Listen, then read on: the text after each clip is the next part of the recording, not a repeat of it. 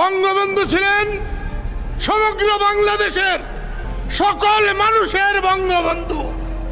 বঙ্গবন্ধুকে বাদ দিয়ে বাংলাদেশকে চিন্তা করা যায় না।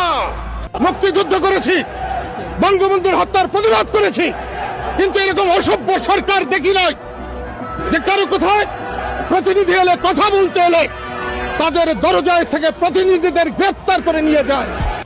আওয়ামী লীগ যদি 15-16 বছরে এই দেশের যতকে সর্বনাশ করছে, এই 3 মাসে বাংলাদেশ তার চেয়ে বেশি সর্বনাশ হয়েছে। এবং এরা যতদিন বাংলাদেশের ক্ষমতায় থাকবে, বাংলাদেশ একবার জাহান্নামের দিকে যাবে। ভাই,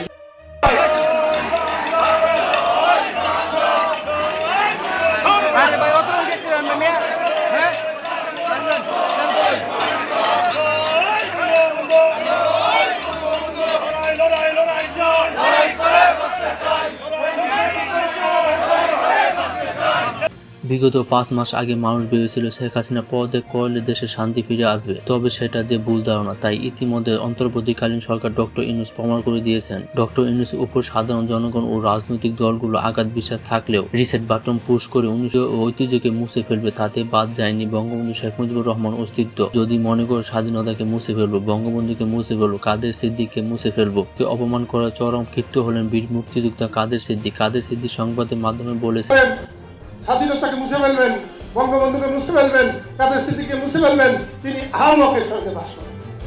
এবার বঙ্গবন্ধু শেখ হাসিনাকে দিয়ে ছাড়া করা হয়েছে, আমরা চুপ ছিলাম, তবে বঙ্গবন্ধুর 71 ঐতিহ্য আমরা কিছুতে মুছতে দেব না। তিনি স্লোগান দিয়েছেন 71-এর হাতিয়ার গর্জে ওঠো আরেকবার। হ্যাঁ দর্শক, আপনি কি চান যে 71 সালের ঐতিহ্য হাসি মুছে ফেলুক বাংলাদেশের অন্তর্বর্তীকালীন সরকার ডক্টর ইউনূস? তা কমেন্টে অবশ্যই জানিয়ে দেবেন।